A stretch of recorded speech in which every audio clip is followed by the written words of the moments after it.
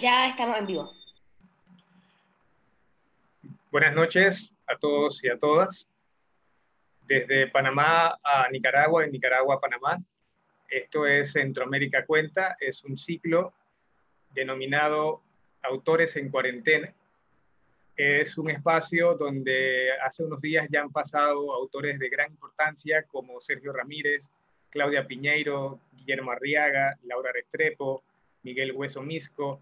Y en esta ocasión tenemos el inmenso placer y la dicha de contar con una de las principales voces de la literatura centroamericana y latinoamericana, la nicaragüense Gioconda Belli, que ha ganado múltiples premios, como el Casa de las Américas, el Poesía Generación del 27, el Internacional de Poesía Ciudad de Melilla, Biblioteca Breve de Novela y el Sor Juana Inés de la Cruz.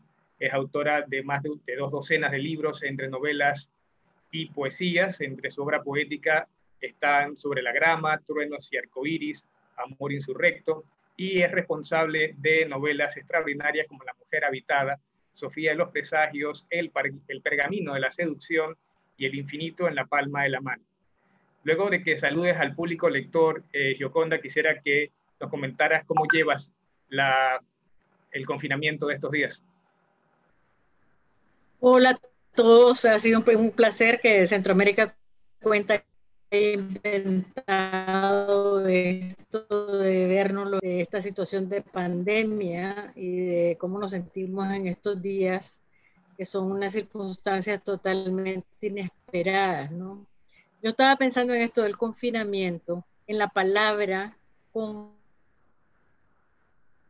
confinamiento, ¿no? Porque cuando yo era pequeña, los confines, ¿no? Quiere decir, busqué la etimología, quiere decir con el vecino, los límites con el vecino, etcétera, pero también tiene esa connotación para mí de un lugar lejano, ¿no? Porque se hablaba de los confines del universo, los confines de la patria, los confines de todos estos lugares eh, interesantes. Y pensé, bueno, pero también es con fin. O sea, aquí tenemos una palabra que también tiene un fin, o sea, un confín, hay un fin en este confinamiento que tiene que ver no solo con la autoprotección, sino también me parece con la solidaridad, ¿no? La solidaridad, porque no solo nos estamos encerrando para no contaminarnos, sino también para evitar que alguno de nosotros que esté contagiado pueda contagiar a otros. Yo tengo un poema que se llama La sangre de los otros, creo, que dice, tiene un epígrafe o una línea, un verso, dice: la solidaridad es la ternura de los pueblos. Y he estado viendo eso bastante repetido, que me ha dado mucho gusto de repente cuando uno hace algo, ¿no? Y lo he repetido en rótulos, en afiches, bien bonito, ¿no? Pero creo que me encanta la idea de cómo nos está probando el corazón esta pandemia, ¿no? No solamente nuestra resistencia, nuestro miedo a la incertidumbre, sino también con más, ¿no? Nos está revelando que la soledad del ser humano es también, puede ser placentera, como en el caso de los escritores, que tenemos una gran necesidad de soledad para poder crear, para poder imaginar, pero que al mismo tiempo nos damos cuenta que esa soledad no tendría ninguna riqueza si no fuera porque también tenemos la posibilidad de encontrarnos, porque también vivimos una vida con los demás. Entonces, esas contradicciones que estamos viendo actualmente en nosotros mismos, ¿no? Idea bien fuerte, ¿no? Que el mundo de afuera se vuelve hostil. Entonces, yo me pongo a pensar qué va a pasar, o sea, no como que la naturaleza nos está diciendo, empiecen a pensar, porque ahorita tienen un mundo hostil y los que tenemos casa y tenemos ese privilegio y esa suerte, podemos estar dentro de la casa. Pero ¿qué va a pasar el día que el mundo sea hostil, que no nos puedan proteger las casas? Me puse a pensar en esa novela maravillosa de Cormac McCarthy, que se llama El Camino, ¿no? The Road, en inglés, que es esa distopia de un fin del mundo donde la gente no tiene que comer, donde no hay agua. O sea, que realmente esto yo pienso que nos tiene que hacer pensar a todos, ¿no? De no poder, que es terrible que el mundo se nos vuelva hostil, ¿no? Que si un pequeñísimo y minúsculo virus puede lograr que sintamos esa sensación, tenemos que pensar en qué es lo que vamos a hacer para cuidar nuestro país, pues. También la otra cosa que pensé fue sobre la muerte. Como esto del confinamiento de alguna manera y todo esto del virus lo hace pensar a uno en la fragilidad humana, ¿no? Y estos días uno pensara que podía estar creando y siendo muy creativo en la soledad, pero realmente no tenemos soledad porque estamos conectados con todo lo que está pasando en el mundo, con las muertes. Yo me pongo a pensar 500 personas en un día, si nos las imaginamos en una plaza, ¿no? 500 personas es un montón de gente. Uno no, es como casi no se puede digerir la idea de que se mueran de una pandemia con 500 personas en un día y se han muerto 900. O sea, realmente nos pone a pensar en nuestra finitud, en nuestra fragilidad y por eso también para el escritor creo que ha sido importante porque también te das cuenta que tenés un tiempo limitado, que tenés que dejar escrito lo que vas a dejar escrito porque no sabes, pues y yo ya tengo ya en los grupos de 60, 70, etcétera, estamos listos porque ya nos ponen ya somos población vulnerable, entonces te sentís todavía más compelida a pensar, bueno, ya voy a enfrentar esta cosa de la muerte, ¿no? Y, y buscar cómo no tenerle miedo, pero al mismo tiempo que esta realización sirva para mi trabajo creativo. Y ahí, eh, eso es lo que te quería decir, que pensé todas esas cosas sobre el confinamiento y dije, bueno, quisiera compartirlas, ¿no? Ya que esto es a partir del confinamiento que nos estamos encontrando. Entonces quería reflexionar contigo y con los que nos están viendo, ¿no? Hablando de libros, se dio el hecho que en los primeros días de la pandemia se convirtieron en verdaderos bestsellers, historias como Ensayo sobre la ceguera, La peste de Camus, El diario de una peste de Dafoe. ¿Alguna teoría tienes tú del comportamiento social de estos lectores que quieren encontrar en la literatura una respuesta o una comprensión? Bueno, yo pienso que la respuesta es que en la literatura uno encuentra personajes con quienes identificarse, ¿no? Porque realmente la literatura nos permite la multiplicidad, nos permite salirnos de nosotros mismos, porque todos nosotros solo tenemos un nombre, una vida y una experiencia, pero a través de la lectura logramos vivir muchas vidas, ser muchas personas, experimentar otras cosas. Entonces yo creo que era un poco para referencia, ¿no? Creo que por eso leemos, en cierta manera leemos no solo para entretenerlos, leemos porque queremos encontrar claves en las vidas de otros, en la imaginación de los escritores que se inspira en la realidad y en las vidas de otros. Eh, Queremos encontrar claves para nuestra propia existencia, ¿no? Creo que y también curiosidad, pienso yo, la sana Eh, curiosidad. y hablando del acto de lectura, en estos días de estar en casa cuidándote, ¿estás releyendo algún autor, releyendo alguna obra o estás inclinándote por leer libros nuevos? Mira, he leído una mezcla de todo. En primer lugar, me he leído una cantidad de artículos de periódico, de revistas, no solamente sobre lo que se está especulando, lo que las preocupaciones que están surgiendo, qué otro futuro le ven otros pensadores, o sea, gente gente que respeto y que me interesa.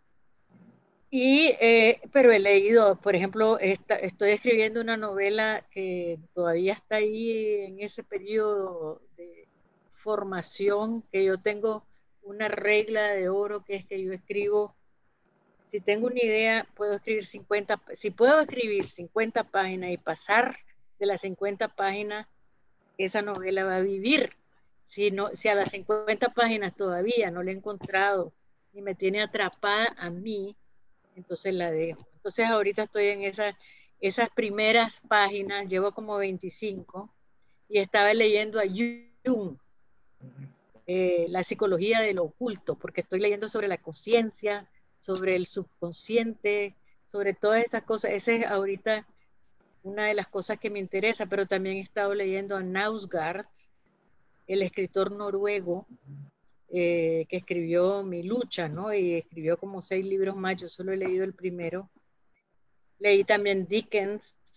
¿Qué más leí? He estado leyendo una biografía muy interesante que se llama La escritura invisible de Arturo Keffler, que es un escritor que fue comunista y después renunció, pues vive toda esa experiencia en Berlín, en el tiempo de la Segunda Guerra, y es muy interesante. Pero todo eso, o sea, y anoche empecé a leer Kafka a la orilla, el de Murakami, que Uno de también por los, esa cosa de la conciencia.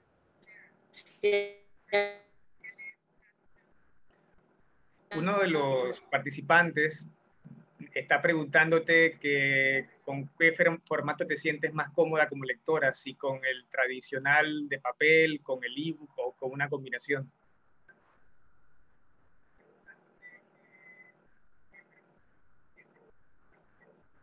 Lo estoy leyendo en papel, pero el libro que te estaba contando, de la escritura invisible, ese lo estaba leyendo en el Kindle, porque aquí en Nicaragua casi las librerías no tienen de todo y el Kindle te da la posibilidad de poder leer un libro, o sea, pedirlo y que te baje.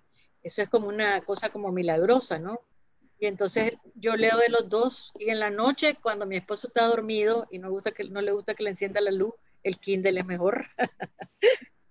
No tengo problema con el formato, o sea, me encanta, por supuesto, el papel, el libro de papel no tiene comparación con nada porque huele, uno lo puede manejar, hay una relación sensual con el libro de papel que jamás lo va a tener el libro electrónico.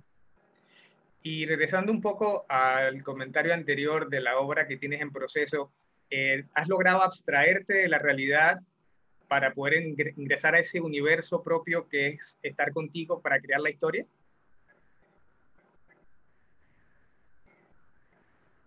Un rato, o sea, antes yo me podía sentar en tiempo normal, yo empiezo a las 2 de la tarde, yo me siento a escribir, me cambio de lugar, me cambio del escritorio a una poltrona, me pongo la computadora en las piernas y ahí escribo y no he podido, o sea, le he dedicado 2 horas, 3 horas, pero así la cantidad de horas que normalmente hago con una novela que me atrapa, pero ahora estoy leyendo también porque las novelas requieren mucha investigación. Entonces ahora para hablar de la conciencia, el inconsciente y una teoría que quiero inventar, necesito leer y entonces estoy... Desde el 11 de marzo más o menos se anunció esta situación del COVID-19 y desde entonces hasta la fecha en Nicaragua en términos oficiales hay, si no me equivoco, hasta el fin de semana 9 infectados y 2 fallecidos. Eh, Creo que Nicaragua es el único país centroamericano que no ha tomado ninguna serie de medidas enérgicas con la población. ¿Opinas que esa es la mejor solución para enfrentar a este enemigo? No, por supuesto, aquí en Nicaragua parece un cuento de terror de García Márquez, y García Márquez hubiera escrito cuentos de terror, porque realmente no solo no se han tomado ninguna medida, sino que también se han tomado medidas para propagar el virus. O sea, realmente aquí el 12 de marzo entró la persona que venía infectada de Panamá precisamente, o se fue infectada porque solo estuvo 4 días en Panamá. Y cuando regresó él, el sábado, creo que el sábado fue 16, hicieron un carnaval que se llamaba Amor en tiempos del COVID-19. Y de ahí para adelante han hecho no sé cuántas concentraciones durante toda Semana Santa. Hicieron un festival gastronómico, elección de Miss Verano, hicieron bailongo, hicieron, o sea, regalaron almíbar. Yo no creo nada de lo que está diciendo este gobierno. Yo pienso que es imposible, estadísticamente imposible, que no hayan más casos, porque eso es lo que se ha probado en todo. Declarado 9 casos, hoy declararon otro y todos dicen que son importados, pero a Cuba llegaron 5 casos de Nicaragua, o sea, importados de Nicaragua. Lo que pasa es que no están haciendo pruebas, que es lo que deberían hacer, y están tomando una actitud totalmente irresponsable, supuestamente porque si este país se para, va a haber, de todas maneras, se pare o no, una gran crisis económica. Es verdad que la gente que tiene trabajo cotidiano como el sector informal no tiene la posibilidad de pararse como otros sectores que sí nos podemos confinar, pero sí podrían y están tomando ciertas medidas ellos mismos. Aquí la población es la que ha decidido confinarse, refugiarse, lavarse las manos. O sea, realmente nosotros hemos sido mucho más responsables que este gobierno, que además el presidente pasó encerrado durante 34 días mientras todo el mundo estaba hablando con su gente, explicándole lo que estaba pasando. Aquí Daniel Ortega pasó 34 días sin dar la cara, desde como el 12 de marzo, creo, no sé qué día, pero en marzo, y hasta hace pocos días salió y no dijo absolutamente nada. Habló de la bomba atómica, que lo que se gastaba en una bomba atómica en vez de gastar en medicinas, algo así. Su mismo discurso retórico y no dio ninguna indicación que hacer. Realmente estamos en una situación donde tenemos 2 personas que están en una condición bastante demencial.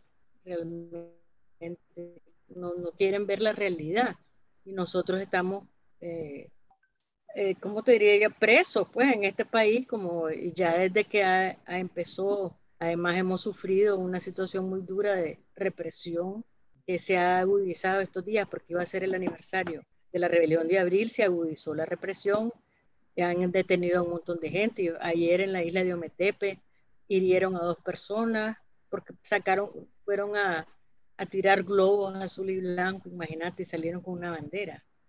O sea, es terrible la situación de Nicaragua. Ellen, Juan Hernández de Costa Rica pregunta, ¿crees que la falta de bibliografía en nuestros países centroamericanos, sobre todo de autoras mujeres contemporáneas, afecta la forma en que se lee y se escribe en la región? Creo que sí, definitivamente. A mí me da vergüenza cuando me piden bibliografía. eh, es muy poquito lo que existe. O sea, casi nadie escribe sobre las mujeres. Hay muchos escritos sobre los hombres, escritores, pero sobre las mujeres son contados con los dedos de la mano. O sea, a mí me llegan tesis de otros países, gente que ha escrito un montón. Mi bibliografía nicaragüense es muy limitada. Recientemente salió una edición de una revista que se llama El Hilo Azul, que el editor es Sergio Ramírez, y ahí se hizo un número, digamos, dedicado a mí con un montón de estudios y cosas, pero la mayoría son de afuera. Aquí hay poquísimas personas que comentan sobre las obras de las mujeres y que escriben sobre ellas. Y de los hombres también, la verdad. Aquí hay muy poca crítica literaria, seria. Dorel Ramírez de Nicaragua comenta, el tema de equidad de género en los espacios creativos usualmente dominados por hombres, como la literatura o la arquitectura, por ejemplo, es un asunto que se discute mucho en estos tiempos. ¿Cómo crees que en verdad se lograría la competencia en igualdad de condiciones? Yo creo que la vamos a lograr porque la vamos a lograr, porque hay tantas escritoras mujeres ahora que estamos además planteando eso, que estamos, yo creo que los escritores en general son personas, ¿cómo te diría yo?, pensantes, reflexivas. Yo creo que si en algún lugar podemos tener éxito en estas gestiones, en esta, digamos, concientización del hombre sobre los problemas de la mujer, es en el espacio intelectual. Todavía no se ha logrado, pero yo pienso que sí se va a lograr. Yo soy optimista. Yo tal vez, ¿cómo te diría?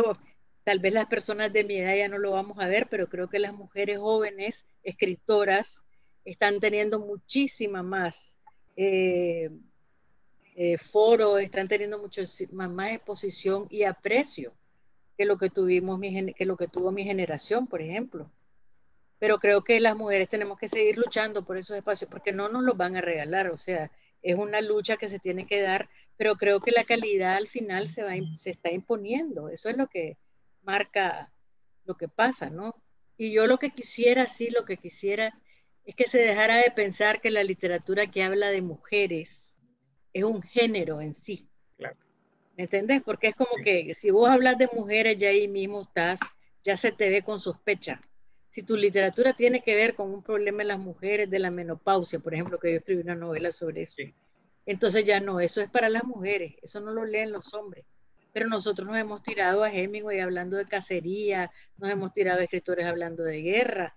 O sea, la vida de la mujer en toda su dimensión no tiene que ser puesta aparte como algo romanticón, ¿me entendés? El amor de las mujeres se ve como algo romanticón, ¿no? Entonces y no porque se escribe de esa manera, estoy convencida que no tiene que ver con la forma de escribir, tiene que ver con un prejuicio real que hay sobre eso. Ahí tienes una obra muy extensa y muy sólida y quisiera referirme, por ejemplo, a tres títulos. Primero, el de poesía, que es sobre la grama, porque en el 72 obtuviste el premio de la Universidad Autónoma de Nicaragua. Lo saco a colación porque quizás fue la primera obra publicada tuya, una obra premiada, fue un impulso para ti el premio. ¿Qué representó para ti esa primera de las tantas distinciones que tuviste luego? Bueno, representó un enorme impulso, pero ganarme ese premio, por supuesto que fue eh, un momento en mi vida que nunca se me va a olvidar, porque además yo había recibido muchísima crítica social por lo que había escrito, porque había escrito una obra muy diferente, digamos, hablando de mi cuerpo, de mis sentimientos como mujer, sin mojigatería, y tomándome yo como sujeto de mi sexualidad, no como objeto de la sexualidad masculina. Entonces, cuando yo empecé, fue un escándalo tremendo y me salvaron los escritores, me salvaron Pablo Antonio Cuadra, José Coronel Urtecho, Carlos Martínez Rivas, me salvaron porque empezaron a decir, no, ella está escribiendo una cosa nueva, interesante, y después me gané el premio, y ese premio también fue muy importante y además fue un momento tan lindo porque me acuerdo que Carlos Martínez Rivas, que fue jurado, después me dijo un día, vení, te quiero hablar, y me fui a reunir con él a la oficina de un amigo arquitecto, y me fue leyendo el libro, o sea, perdón, el manuscrito, y me fue como dando un juicio sobre cada poema. Y me decía, ¿este poema dónde termina? Léelo bien. O sea, es algo que yo nunca voy a dejar de agradecer de ese premio, ¿no? Que me dio la oportunidad de tener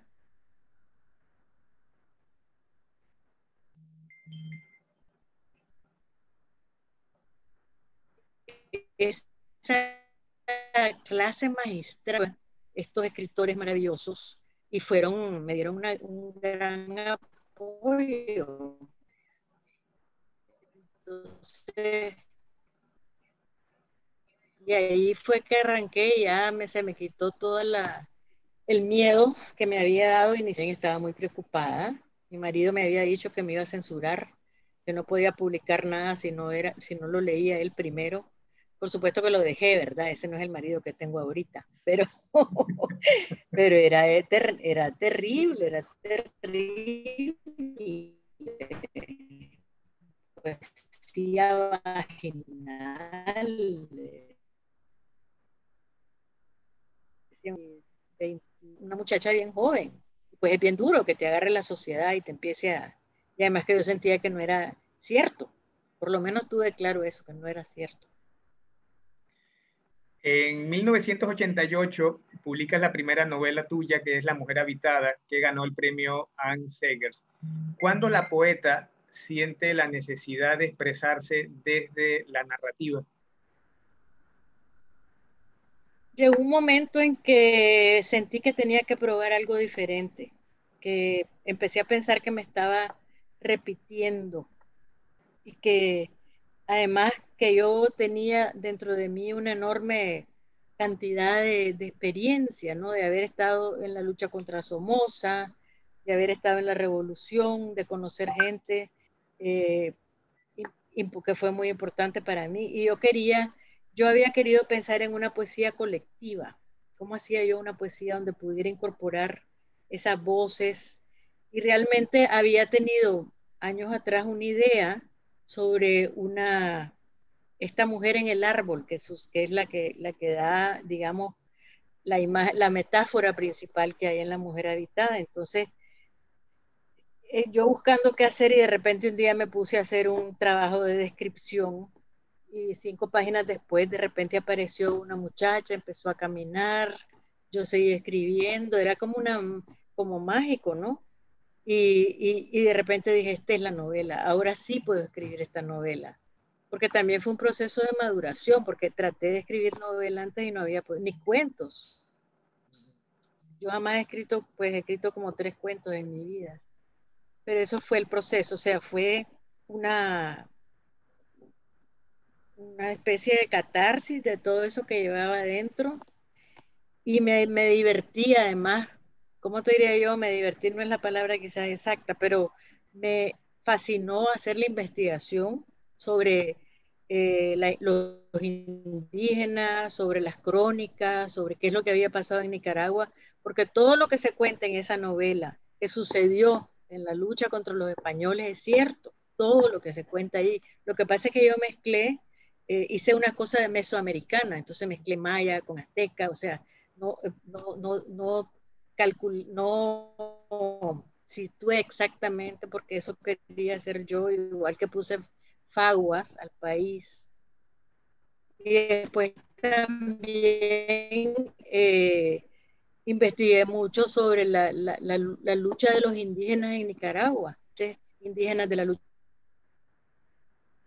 anticolonialista en Nicaragua, que fue escrito por Jaime Willock en los años 70, y ahí él cuenta cómo esa idea de que aquí los indígenas resistieron pacíficamente la colonia, que fue una idea que hubo, digamos, de la vanguardia literaria aquí, esa idea no era verdad, y entonces él da prueba y yo empecé a buscar después documentos en la revista conservadora y así me salió el personaje de Yarinze, es cierto, Aitzá la inventé yo porque no aparece, pero y ahí saqué todo un montón de cosas que yo tenía adentro y lloré mucho escribiendo esa novela y yo creo que por eso es que tiene esa fuerza que le ha reconocido a mis lectores, pues es la novela que todas mis lectoras y mis lectores prefieren en cierta manera, que me dicen que les hizo un impacto en sus vidas, que me parece mentira, ¿verdad? Que se puede hacer eso, pero me da mucha, digamos, ternura y emoción que me digan eso, ¿no? Paula de Colombia pregunta, Gioconda, recomendaciones para aquellas mujeres que nos iniciamos en el arte de escribir. Bueno, una recomendación que ya es aburrida decirlo es que lean mucho, pero también leer es la manera más o sea, yo por ejemplo cuando quería escribir diálogos me puse a leer a la Jane Austen porque escribe unos diálogos maravillosos, o sea, realmente, pero yo creo que la práctica, empezar a escribir de cosas que uno conoce, eso es, digamos, una cosa bien importante, no irse a buscar una cosa que uno no conoce, empezar a hacer descripciones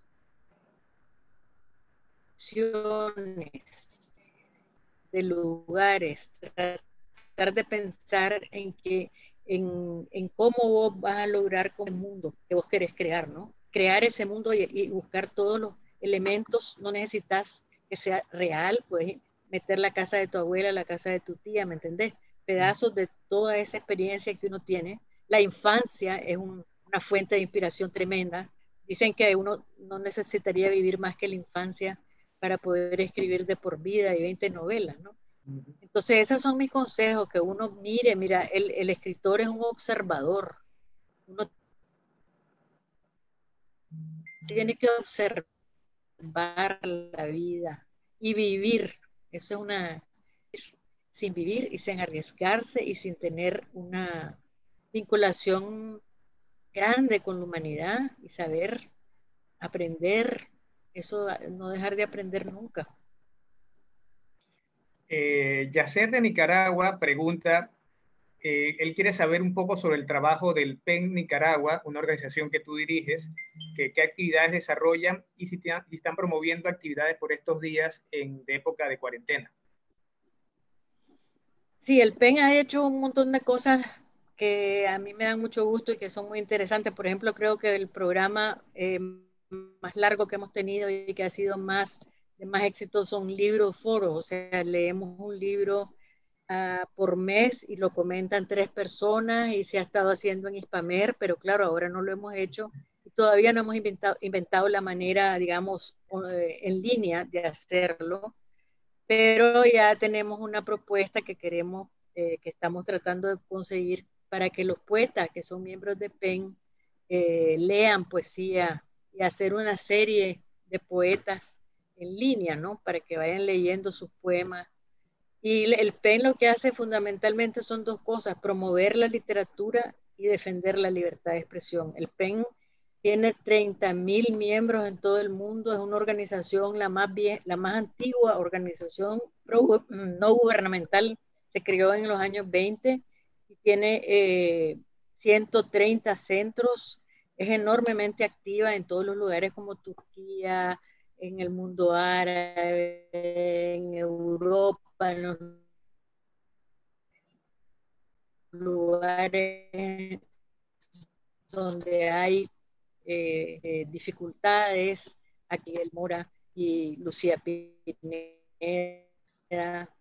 en la cárcel. Entonces esas son las 2 cosas que hacemos, ¿no? Lo hacemos con muy pocos recursos, somos voluntarios los que trabajamos en PEN. Entonces a veces no logramos hacer todo lo que quisiéramos hacer, pero lo hacemos foros, debates, hemos hecho talleres para periodistas, talleres para escritores, entonces hacemos un poco de todo y vamos a ver cómo seguimos ahora después, cómo nos reinventamos para poder hacer cosas en línea. Heidi pregunta, ¿cómo podemos incentivar a las mujeres a escribir en un contexto en donde la literatura y la escritura se ha dejado un poco de lado? Pues yo creo que no se ha dejado de lado. Mira, una de las cosas que a mí me llama la atención en esta pandemia que estamos viviendo es cómo la gente ha recurrido a la cultura para se ha dado cuenta que el alimento del alma está en la cultura, está en el teatro, está en el cine, está en los libros, o sea, y realmente es un sector, aparte de los cines, pues, pero no todos los cineastas pueden hacer sus películas. Aparte de esos sectores donde hay dinero, el sector cultural es un sector muy mal pagado, muy mal estimulado, siempre publicar es un problema, digamos, no para, yo por ejemplo no tengo mucho problema todavía porque realmente he tenido suerte, pero yo veo la cantidad de escritores jóvenes, a mí me escriben y me dicen, ¿cómo hago para publicar? En Nicaragua no hay más que una editorial, ¿no? Y en otros países llegar a que te publiquen es bien complicado. Entonces, pero lo que nos damos cuenta es que sí hay una gran necesidad. Entonces estoy contenta porque en España están haciendo una gran lucha ahorita los escritores y los artistas para que les den una subvención del Estado. Aquí quién sabe cuándo va a hacer eso, ¿verdad? Nos van más bien, qué costo nos dejan escribir. Pero también están poniendo en Alemania, por ejemplo, estaba oyendo en la charla de Miguel Hueso Mixco en este mismo formato, que en Alemania Alejandra decía que no, y que no le van a cobrar impuestos, y así creo que lo van a hacer en España. Entonces, para incentivar a las mujeres a escribir, yo creo que hay que tirarse al ruedo, pues no hay mucha, hay que no tener miedo porque se puede, ahora que tenemos estas redes sociales, realmente es una maravilla, que podemos tener acceso, uno puede publicar en Facebook sus escritos, pues hay un lugar, hay una plataforma que se llama Wattpad, Wattpad, para quienes les interese.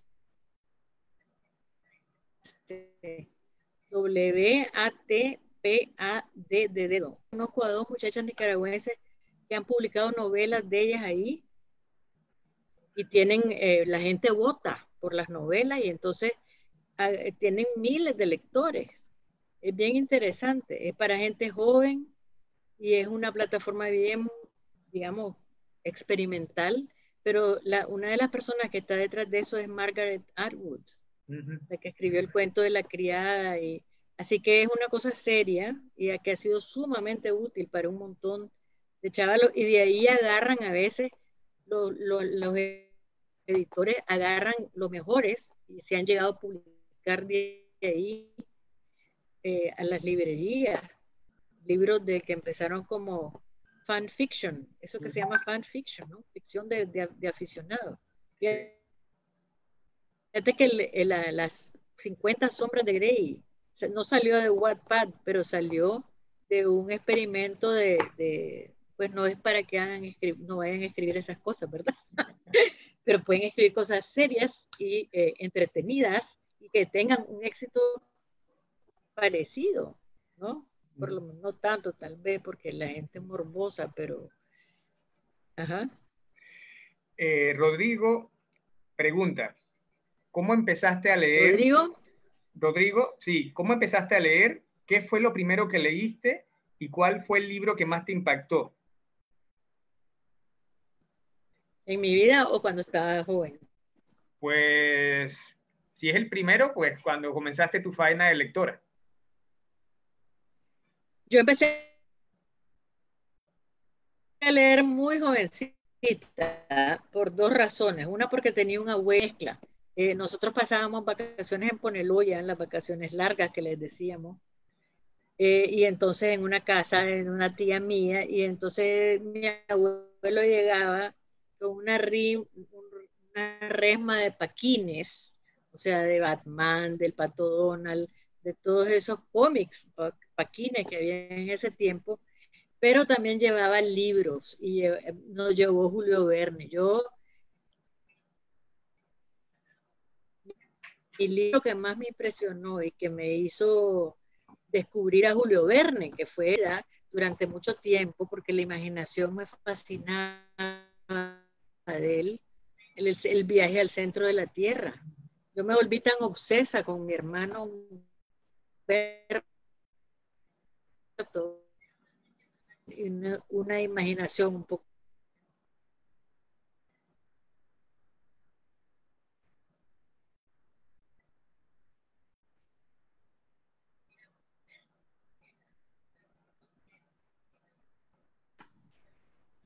Pues que mi hermano Humberto, pues, que tiene una imaginación un poco desbocada, nos poníamos a buscar dónde era la entrada al centro de la Tierra. Me acuerdo que nos metíamos en una cueva en Poneloya que se llamaba la Cueva del Tigre y andábamos afanados buscando la entrada al centro de la Tierra, pero ese fue el libro que más me impresionó. Y después me leí toditos los libros de Julio Verne, también me impresionó Mujercitas de Alcott, y así me impresionó Víctor Hugo, ¿no? Leí también Los Miserables, el Jorobado de Notre Dame, Dumas, Los Tres Mosqueteros, el Conde de Montecristo, todo eso fue mi educación adolescente, pues. Charles Dickens, me fascinaba y es una maravilla. Lo volví a leer hace poquito, la historia de dos ciudades, qué Sí, tipo, preciosa. qué maravilla de escritor, sí. Susana de Argentina pregunta si Gioconda tuviera que escribir hoy sobre distopia mundial, ¿por dónde comenzaría? Susana, yo escribí una distopia. Yo escribí una distopia en 1996 que se llama Waslala, donde el mundo desarrollado ha quedado, el mundo pobre ha quedado separado del mundo rico. Y entonces se ha convertido en un lugar nada más donde siembran drogas y hacen experimentos y no pueden cortar los árboles. Viven de venderle al mundo desarrollado el oxígeno de los bosques. Pero en ese lugar hay una historia, una leyenda de una utopía. Entonces llega un hombre de los Estados Unidos, un escritor, un periodista, y se va con una muchacha a buscar la utopía. Y les pasan un montón de cosas, pero yo creo que de la distopia puede salir la utopía. Yo ya no creo en la mera utopía, o sea, me parece que la utopía lo que importa es caminar hacia la utopía, lo que importa es que no perdamos de vista que somos una especie maravillosa, que tenemos unas capacidades extraordinarias y que podemos aspirar a la felicidad y a la justicia con derecho y con posibilidad de hacerlo. Lo que tenemos que hacer es encontrar esa manera, ¿no? Y por eso yo, aunque vivamos en distopias constantemente, yo creo que la búsqueda de la utopía es necesaria. Es necesario que pensemos que podemos salir, que podemos tener esperanza, que podemos crear, por ejemplo, otra Nicaragua, en el caso de Nicaragua, pero pues requiere trabajo y requiere resistencia, fuerza. Es difícil, estamos clarísimos de eso, ¿no? Pero yo, otra cosa que quería decir es que uno tal vez no va a ver su sueño cumplido, uno tal vez no va a ver la utopía, pero si no trabajamos todos en ese camino, no va a existir tampoco, porque una utopía no se va a hacer en el espacio de tiempo que vivimos cada uno, porque vivimos muy poquito. Siempre cuento el cuento de la Revolución Francesa, ¿no? Que hubo la Gran Revolución, después vino el terror, después la Reforma, la Restauración. Les tomó 100 años entre la Revolución para declarar una república decente. Entonces, realmente los procesos históricos toman mucho tiempo. Gioconda, coméntanos un poco de tu novela publicada más reciente, Las fiebres de la memoria, con Six Barral, que rescatas tu propia historia familiar y pienso que entre otras cosas es sobre las segundas oportunidades. Sí, bueno, esa es una historia que me cautivó totalmente, porque yo sabía más o menos la leyenda de la familia, pero algún día dije la voy a escribir, pero pues no me sentía lista para escribirla hasta que la empecé, ¿no? La empecé y fue un trabajo de investigación increíble que me llevó a Francia, a Nueva York, en 1800, o sea, no es que fui físicamente, aunque fui a Francia a buscar en la Biblioteca Nacional de Francia documentos, pero pues toda la estructuración, crear esa novela fue una delicia, ¿no? Realmente fue y además que meterme en el personaje masculino, fue también toda una experiencia, ¿no? Pero yo siempre digo que las mujeres conocemos a los hombres mejor que se conocen a sí mismos.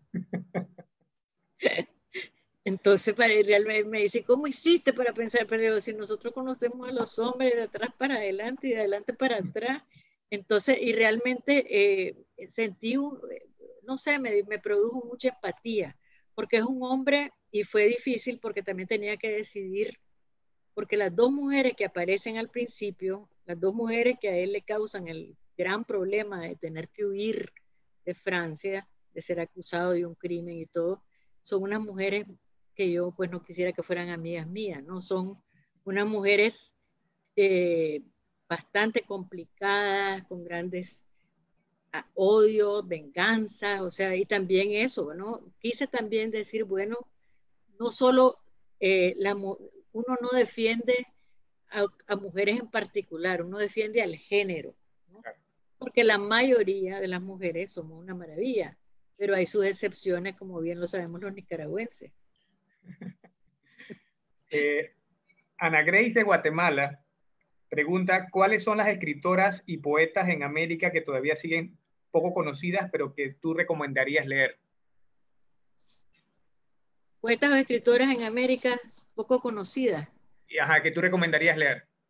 Mira, hay un montón de poco conocidas porque realmente no nos hemos conocido tanto. Por ejemplo, yo veo, no sé si, por ejemplo, Carmen Bullosa en México, no sé qué tan conocida es. Ah. Eh, Carla Welfenbein, yo las menciono porque yo tampoco creo que las conoce todo el mundo como las debería de conocer. Paulina Flores,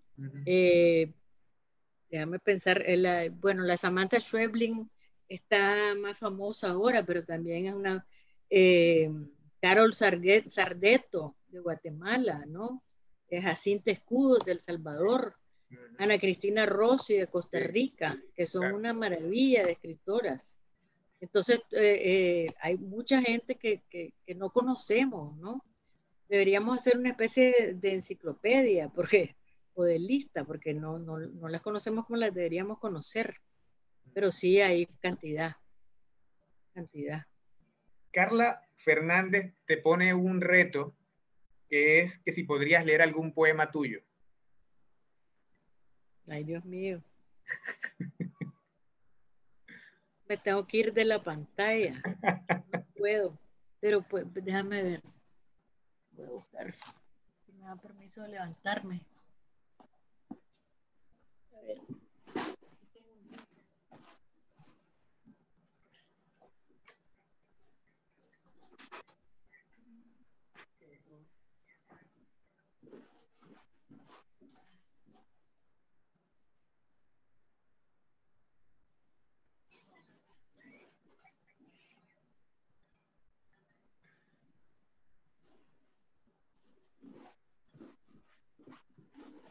Qué pena, es que no estaba lista. Yo voy a buscar un poema que les guste, a ver. Chiquito.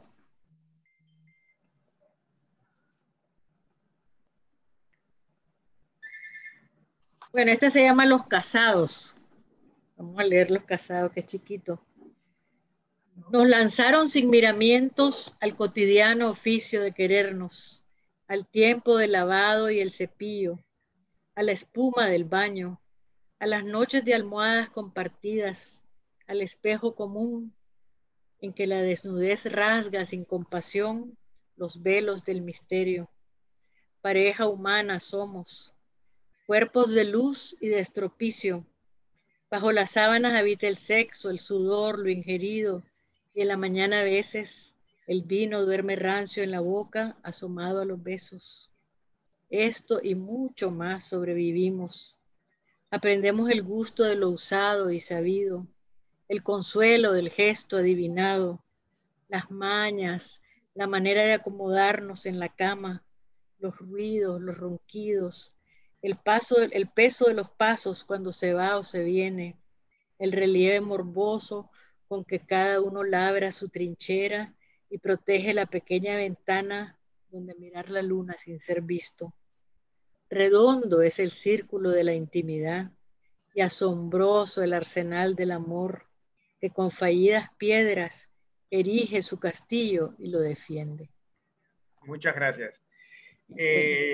Isayana pregunta que si conoces a las comunidades de Bookstagram, estos chicos que comentan libros a través de Instagram y que han usado las redes sociales como una plataforma a incentivar la lectura. Perdón, es que perdí el principio de tu pregunta. Sí, hablan de qué opinas de esta comunidad que utiliza las redes sociales para incentivar la lectura. Son fantásticos. Sí, a mí me han mandado algunos que han leído La Mujer Habitada y lo presentan. A mí me parece que es extraordinario esfuerzo. Los felicito y espero que lo sigan haciendo. Isabela pregunta, me gustaría saber cómo abarcar lo cotidiano cuando esta parece estar desmoronándose. Bueno, ¿abarcarlo en qué sentido? Bueno, no pregunto. Hay que escribir sobre el desmorone, ¿no? Porque yo creo que la vida lo que nos da es la experiencia más duras, de todas ellas se puede sacar algo positivo, una enseñanza, ¿no? Por lo menos para la gente optimista como yo sé que hay experiencias tan duras, es difícil sacarle o verles la parte positiva. Pero sí, yo tuve una psicóloga bellísima que me decía, cuando llegas al fondo del barril, no hay otra manera que salir para arriba. Y realmente en esas experiencias tan duras que uno vive a veces, tiene que tener confianza y fe en uno mismo, en primer lugar, y valor, porque muchas veces no salimos de una situación de desmorone porque nos da miedo lo que va a haber al otro lado. Jenny pregunta, ¿cómo fue tu experiencia para escribir para niños y para niñas? Ay, fue muy linda y realmente estoy bien contenta porque una de las cosas que he hecho en esta pandemia Sí, es ponerme a agarrar también, una pues, personalidad de máscara para leerle cuentos a los niños porque tengo bastantes cuentos para niños y casi nadie los conoce. O sí. sea, se han publicado en Alemania, se han publicado en los Estados Unidos, en Francia, en Holanda, pero en español hasta ahora están saliendo con una editorial grande. Entonces, pero me encanta la experiencia y me encanta las posibilidades de juntar esas dos artes, ¿no? La ilustración con la palabra, ¿no? Y luego la contada del cuento, pues ahora me ha dado mucho gusto, tengo más cuentos que contar, tengo como 3 más. Entonces acaba de salir uno en la Argentina que se llama La niña que tenía las lágrimas más grandes del mundo. Uh-huh. Sí. Pero ha sido, pues, contenta. Fernanda de Brasil pregunta que si el país de las mujeres ha sido representado en el teatro y ella opina que sería muy oportuno hacerlo en el Brasil de hoy.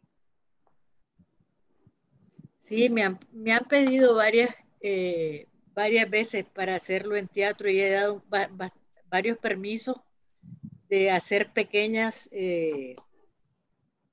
trozos de la novela. Todavía no se ha hecho, bueno, y una obra de teatro no va a ser toda la novela, ¿no? Pero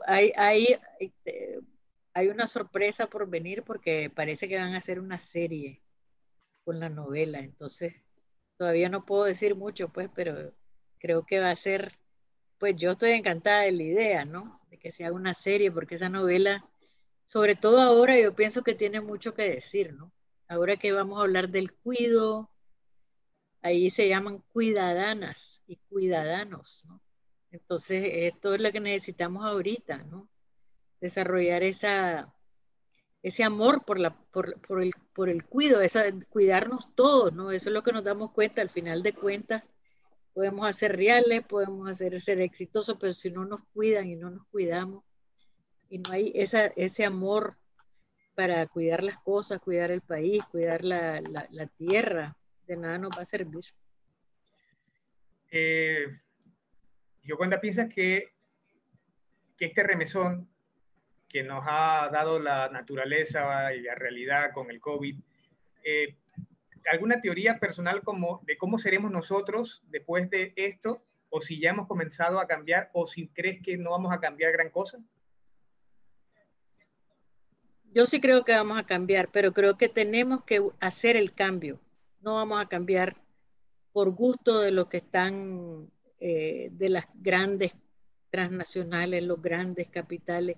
Yo pienso que es bien importante que la gente nos demos cuenta en que lo que no tenemos, pues todo manejamos ese nivel de que está afectando el mundo, porque es el capitalismo, un capitalismo desaforado, un mercado desaforado, lo que está afectando el mundo. Entonces nosotros tenemos que ver cómo cambiar eso, ¿no? porque si no, todo van a tratar de que vuelva a cualquier precio a donde estaba.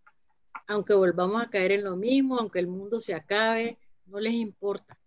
Entonces yo sí creo que tenemos una oportunidad importante como seres humanos para hacer cambios y tenemos que pensar cada uno en su lugar, porque no va a ser no vamos a cambiar el mundo todo de un día para el otro, pero yo pienso que sí hay oportunidad, por ejemplo, para que la salud no sea, nadie tenga que pagar por eso.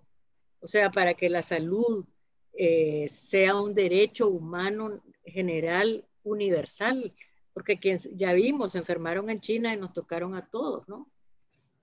También cómo vamos a manejar la Tierra, el planeta, porque también estas pandemias tienen que ver con el desequilibrio que estamos creando en el mundo, ¿no? Y hay que pensar, yo pienso que las mujeres tenemos que tomar un papel de liderazgo absoluto en este próximo, en esta era. Mira, las mujeres, las que mejor manejaron la pandemia han sido las mujeres.